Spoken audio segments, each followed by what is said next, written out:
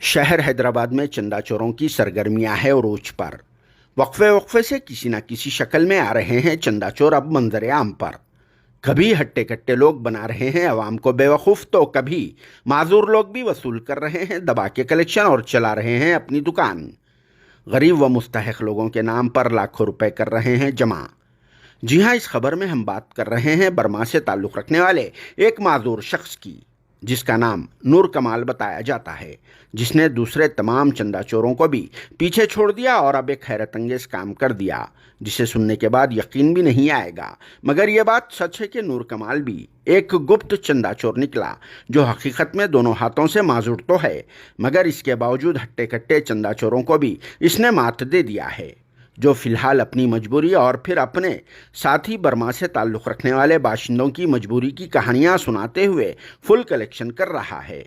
और ये सारे का सारा कलेक्शन खुद ही हड़प ले रहा है, जो बर्मा से ताल्लुक़ रखने वाले अपने किसी भी साथी की मदद तक नहीं कर रहा है, जो सिर्फ़ और सिर्फ अपना ख़जाना ही भर रहा है, जिसने एक अंदाजे के मुताबिक अब तक लाखों रुपए रकूमात को इकट्ठा कर लिया है, मगर इनमें से बर्मा के किसी भी मजबूर व बेबस लोगों की मदद तक नहीं किया।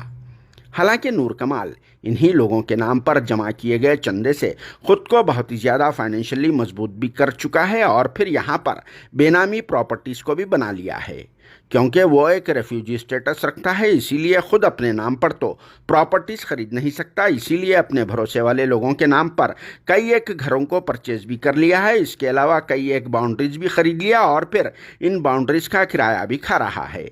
जिसकी इन हरकत से खुद बर्मा वाले बहुत ही ज़्यादा नाराज़ हो चुके हैं और फिर इसकी इन हरकत को मंजर-ए-आम पर ला चुके हैं, ताकि इसे मदद के तौर पर रुपए भेजने वालों तक इसकी इन हरकत को पहुंचाया जा सके और वो लोग इसे चंदा देना बंद कर दे। नहीं तो वो इन रुपयों से सिर्फ़ और सिर्फ अपनी ऐश व आराम की ज़िंदगी में खर्चा ही कर देगा और फिर बहुत ही ज़्यादा कलरफुल हरकत भी अंजाम दे रहा है, जिसके कुछ करीबी बर्मा वालों ने कहा कि नूर कमाल अब तक 1 से ज़ायद शादियां भी अंजाम दे चुका है। वो चंदे के इन रुपयों से अपने ऊपर ही खर्चा कर रहा है और फिर दूसरे मुकामात पर जाकर अपने रंगीले वीडियोस शूट करके सोशल मीडिया प्लेटफॉर्म्स पर वायरल भी कर रहा है,